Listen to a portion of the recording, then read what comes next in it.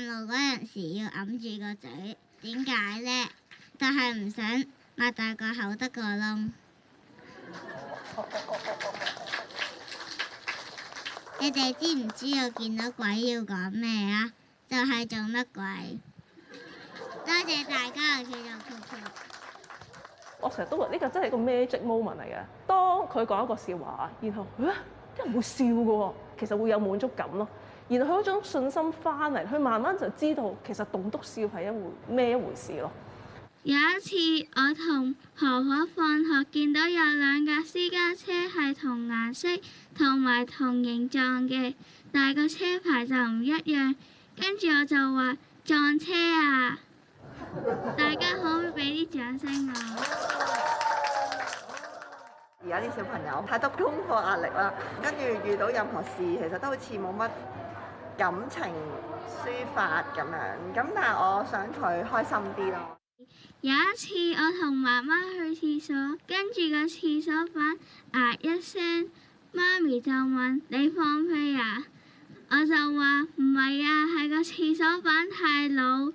媽咪就話咁佢咪就係老闆。大家好，我叫 Holden 鄭順希，今年9歲半，你可以講我10歲嘅。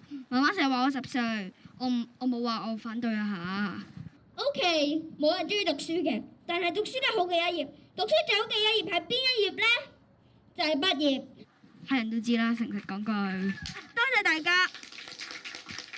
一個又一個笑話換來滿堂大笑，笑聲裏面我哋見到一班不尋常嘅家長，佢哋唔係想佢哋下一代琴棋書畫咩都識，而係想佢哋學識掌握生活中嘅快樂同鬆容。咁佢其實學完之後咧，同一件事，佢以前講俾你知係平鋪直敍嘅，咁佢依家咧就會諗一諗，然之後先至講俾你知。咁佢講完之後，仲會望一望你，睇下你會唔會識得笑翻咁樣咯。佢有一次咧，我同佢去旅行，咁我同佢講：哇，你好肥啊！逼住我冇位。